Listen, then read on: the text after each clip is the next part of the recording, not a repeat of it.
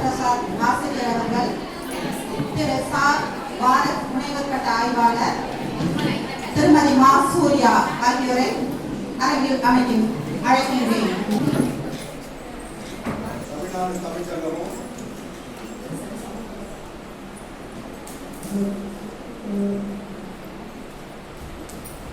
தமிழ்ச்சங்கமும் இதய மகளிர் கலைக்கல்லூரியும் கும்பகோணம் இணைந்து நடத்துகின்ற இலக்கிய உலகில் மகாகவி என்ற பன்னாட்டு கருத்தரங்கம் தற்போது தொடங்கி மிக சிறப்பாக நிறைவேற்றது. இப்போது அமர்வுகள் தொடங்கி தன்னுடைய கட்டுரையாளர்கள் தன்னுடைய கட்டுரையை இங்கே இந்த மாமன்றத்தில் பதிவு செய்கிறார். உள்ளபடியே மாணவர்கள் வருகைக்காக காத்திருக்கிறோம். மாணவர்கள்லாம் நீங்க தான் எதிர்காலம். இந்த மாதிரி கட்டுரைகளும் கவிதைகளும் ஒரு ஆளுமை மிக்க பெரிய மகாகவியினுடைய சிந்தனைகளை கேட்பது அரிது. அந்த வாய்ப்பை இந்த கல்லூரி பெற்றிருக்கிறது. உள்ளபடியே கல்லூரியுடைய நிர்வாகத்திற்கு தமிழ்நாடு தமிழ் சங்கத்தின் சார்பா மிகுந்த பெருமையுடன் நாங்கள் நன்றி தெரிவித்துக் கொள்கிறோம். அருமையான ஒரு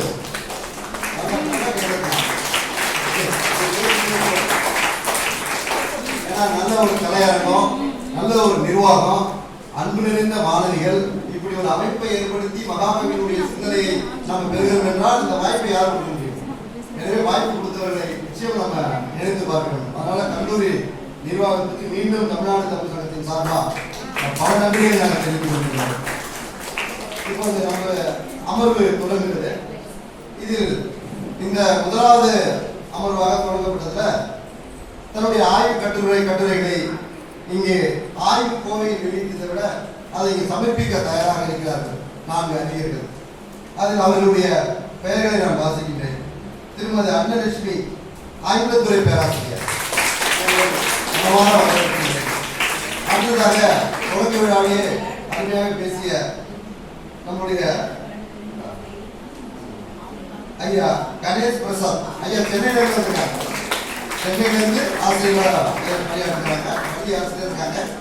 நினைத்து பாருங்க, இப்படி ஒரு தமிழ்நாடு தமிழ்ச்சங்கமும் இதய மகளிர் கலைக்கலையும் இணைந்து நடத்துகின்ற ஒரு மிகப்பெரிய பன்னாட்டு கருத்தரங்கத்துக்கு நம்முடைய தமிழ்நாட்டின் தலைமையிடமான சென்னையிலிருந்து வருகை புரிஞ்சிருக்காங்க. நாங்கள் சிதம்பரத்திலிருந்து வருகை புரிஞ்சதுக்கே காலதாமதமாக வந்தோம். அதை நாங்கள் மன்னிப்பு கேட்டுக்கிறோம். ஆனால் சென்னையிலிருந்து வருகின்ற போது எவ்வளோ வேலைகள் இருக்கும். பள்ளி நிர்வாகம் அனுமதி கொடுக்கணும், அவங்க எத்தனை மணிக்கு புறப்படணும், எங்க தங்கணும்.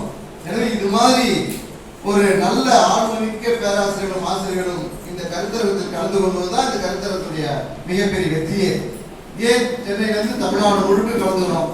நம்முடைய தமிழ்நாடு தமிழ் சங்கத்துடைய தலைவர் பாருங்க, கேமலாதான் வேணும், திருக்கேடு குன்றம்.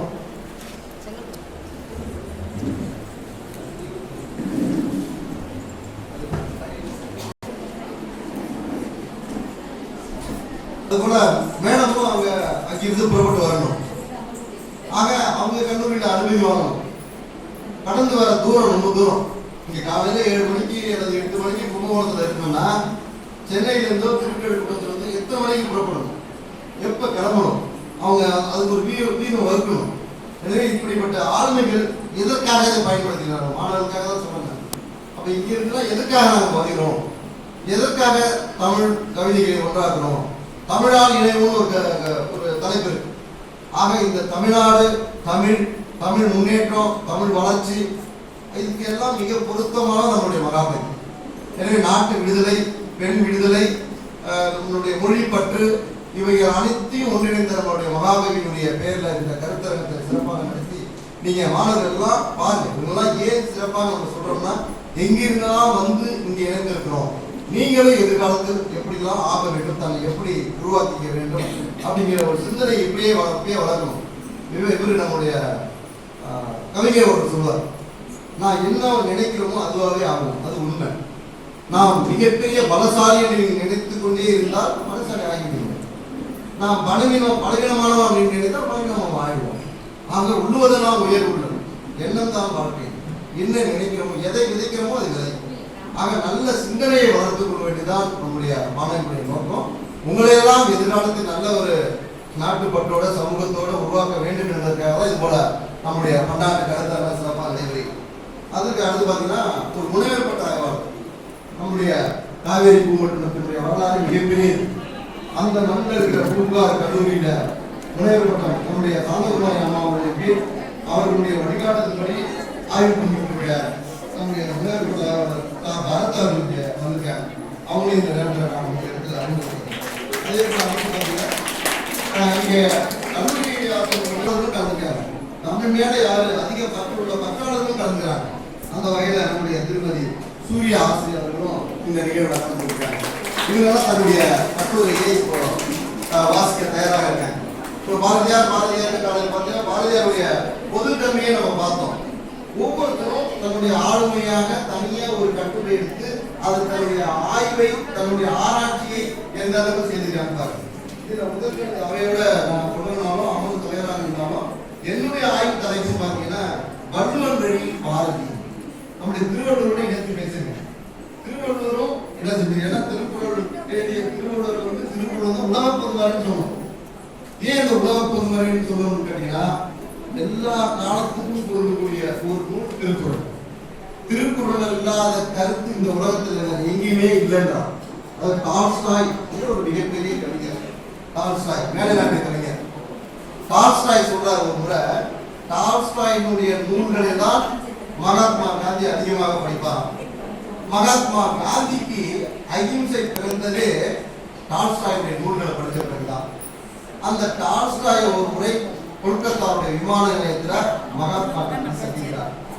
இருவரும் டால்ஸ்டாயுடைய நூல்களை மட்டுமே படித்த நம்முடைய மகாத்மா ஒரு முறை முதலாக அப்பதான் அந்த விமான நிலையத்தில் சந்திக்கிறார். விமான நிலையத்தில் சந்தித்து கொஞ்ச நேரம் உரையாடும் போது நம்முடைய மகாத்மா காந்தி டால்ஸ்டாயை பற்றி கேட்டாரா, எனக்கு அகிம்சையை வளர்த்துக்கிட்டதே உங்களுடைய நூல்ல இருந்தா, இப்படி அகிம்சையை பத்தி எழுதுவதற்கு உங்களுக்கு எப்படி சிந்தனை வந்தது, ஏது அந்த ஆற்றல், எந்த நூல் நீங்க படிக்கிறீங்க அப்படின்னு டால்ஸ்டாயை பார்த்து மகாத்மா காந்தி கேள்வி கேட்கிறாரு.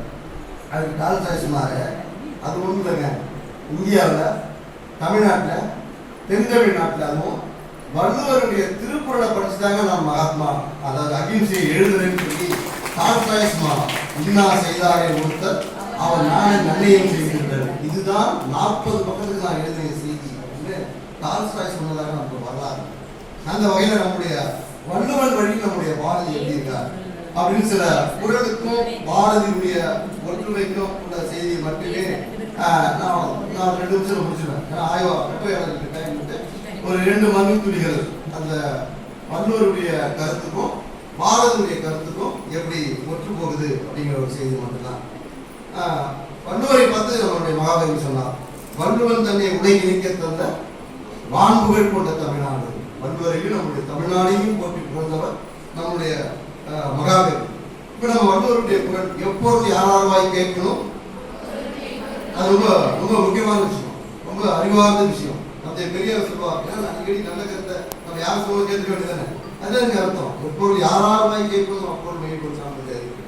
அதாவது பெரியாருடைய கருத்து, நானே சொன்னாலும் வேறு எவர் சொன்னாலும் இன்னும் கீழே இறக்கி போயிடுவார். வெங்காயம் சொன்னாலும் விளக்குமாறு சொன்னாலும் நம்பாது. உன்னுடைய அறிவுக்கு எது சிறந்துன்னு படுகிறதோ அதையே செய்யும் சொல்லுவாங்க. அது மாதிரி எல்லாருடைய கருத்தை நாம கேட்டாலும் அந்த கருத்துல என்ன சிந்தனை இருக்கு, அது சரியா உண்மையா பொய்யா மெய்யா அப்படின்னு நம்ம சிந்தித்து பார்க்க வேண்டும் என்ற மிகப்பெரிய வள்ளுவர் சொன்ன கருத்தை தான் கருத்தோடு நம்முடைய மகாகவி பாரதியார் பெற்று போகிற செய்தி நமக்கு நிறைய தெரிகிறது. இப்ப பாரதியாருடைய புதிய ஆத்துக்கு நிறைய படிச்சிருக்கீங்க. அறம் செய்ய விரும்பு பாரதியார் சொன்னாங்க, அவையார் சொன்னாங்க. அடுத்து பார்த்தீங்கன்னா அச்சம் தனி, அச்சப்படக்கூடாது எதுவுமே. பயந்தோம்னா போச்சு, நம்ம செயலை தொடங்குறோம், இது நடக்குமா நடக்காது, நடக்கணும்னு நினைக்கணும், நல்லதை நினைக்கணும், முடிக்கணும்னு நினைக்கணும். அதுக்குதான் தமிழ்நாடு தமிழ்ச்சங்க நினைந்துகிட்டு இருக்கு. நான் தமிழ்நாடு தமிழ்ச்சங்க தலைவர் நம்ம ஹேமநாதை பற்றி பேசிட்டு இருக்கும் போது இப்ப சொன்னாங்க, அடுத்த நிகழ்வு என்ன நடந்த போது சிந்திச்சிருக்காங்க. இந்த நிகழ்வு நிறைய பேர் இல்ல முடிய போது ரொம்ப சிறப்பாக நடந்து கொண்டிருக்கு, இப்போது அடுத்த என்ன நண்பார், அதுதான் வேணும். அப்படிப்பட்ட ஒரு ஆற்றல் தான் நமக்கு சிறப்பு. அதனாலதான் அந்த கருத்தெல்லாம் அச்சம் தவிர்க்கணும். முதல்ல நம்ம என்ன என்ன பெரிய குழப்பம் செய்யணும், நல்லதை பத்தி நினைக்க போறோம், தமிழை பத்தி சிந்திக்க போறோம், நாட்டை பத்தி சிந்திக்க போறோம், மக்களை பத்தி சிந்திக்க போறோம். பொதுவாக நல்லது. அதற்கு ஒரு நல்ல செய்தி அளிக்கின்ற போது இது நடக்குமோ நடக்காத ஒரு அச்சமே ஏற்படக்கூடாது. நம்மளால முடியும் என்று நம்பணும். எதையும் முடியுமா முடியாதா அது முடியாது, முடியும் என்று நம்புவதுதான் கிடைக்கும். அதுக்கான முயற்சி செய்யும். சொல்லுவாங்க, முயற்சி மனிதனெல்லாம் மூச்சு விடலாம், மூச்சு விடணும்னா மனிதன் இல்லை, முயற்சி செய்யணும்னே மனிதன் ஒரு கல்வி சொல்லுவோம். ஆக நம்ம எடுக்கிற நல்ல எண்ணமும் நல்ல முயற்சியும் நல்லா இருக்கும். ஆனால் அச்சம் தவிர அதுல சமூக சீர்திருத்தவாதி மிகப்பெரிய பல கருத்துலேயே நம்முடைய மகாகவி சொல்லியிருக்காங்க. சாதி மத பேதனை நீக்கி பெண்கள் விடுதலை, பகுத்தறிவு ஆற்றல், இது வள்ளுவருடைய கருத்துக்கு மகாகவியினுடைய செய்தி நிறைய ஒத்து போகிறது. ஒரு இடத்துல பாருங்க, நம்முடைய ஒரு செய்தி, கடவுள் மனிதனுக்கு சொன்னது பகவத்கீதை. கடவுள் மனிதனுக்கு சொன்னது பகவத்கீதை, மனிதன் கடவுளுக்கு சொன்னது திருவாசகம், மனிதன் மனிதனுக்கே சொன்னது திருக்குறள் என்று நம்முடைய மகாகவி அதை மிகப்பெரிய சிறப்பாக போட்டு புகழ்வார்.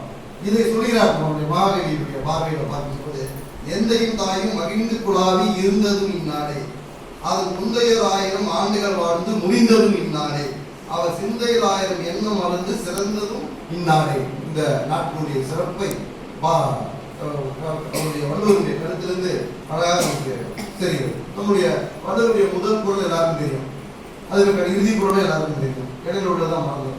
அகர முதல எழுத்தெல்லாம் ஆதி பகவான் முதற்றே உலகு என்று வள்ளுவர் சொல்கிறார்.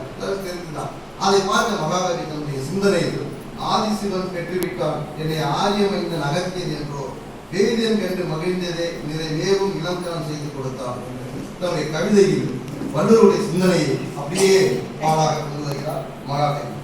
அடுத்து வள்ளுவர் சொல்லிய கருத்து, உழுதுண்டு வாழ்வாரே வாழ்வார், மற்றவர்களாம் தொழுதுண்டு பின் செல்வார் என்று வள்ளுவர் சொன்னார். நான் இதை ஆன்லைன் பேசினேன், சமூக வளர்ச்சின்னு பேசினேன், ஆசிரியர் கேட்டதுன்னு சொன்னாங்க. இருந்தாலும் என்னுடைய கட்டுரையுடைய தலைப்பாக இருப்பதனால மற்றவங்க கேட்டிருந்தாலும் மாணவர்கள் தெரியும் அப்படிங்களா, அதனால உழுதுண்டு வாழ்வாரே வாழ்வார், மற்றவர்களாம் தொழுதுண்டு பின் செல்வார் நம்முடைய குரல். நம்முடைய வள்ளுவருடைய சிந்தனை, பாரதியோட சிந்தனை பாருங்க, உழவுக்கும் தொழிலுக்கும் வந்தனை செய்வோம், உழவுக்கும் தொழிலுக்கும் வந்தனை செய்வோம், வீணில் உண்டு கழித்து போரை நிந்தனை செய்வோம். உழவுடைய முக்கியத்துவத்தை, உணவுடைய முக்கியத்துவம், உணவு உழவுடன் தான் வரும். வள்ளுவர் சொல்லியிருக்கிறார், மகாகவியும் அதையே சிந்தித்திருக்கிறார். எனவே அவங்களுடைய அந்த ஒற்று போகிற செய்தி இங்கே நான் சொல்றேன். அதே போல பார்த்தீங்கன்னா, பிறப்புக்கும் எல்லா உயிருக்கும் வள்ளுவருடைய கருத்து.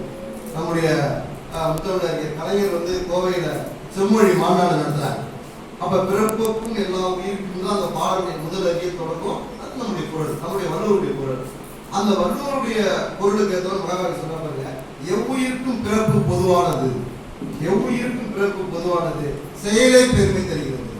பிறப்பது பெருமை இல்லை, அவன் என்ன செய்கிறான் அப்படின்றது தன்னுடைய செயலை தான் காட்டுறது என்பதை அந்த குரலோடு மகாகவி அருமையாக ஒத்துக்கொள்கிறார். இந்த செய்தியை நாம் அழகாக சொல்லுவோம்.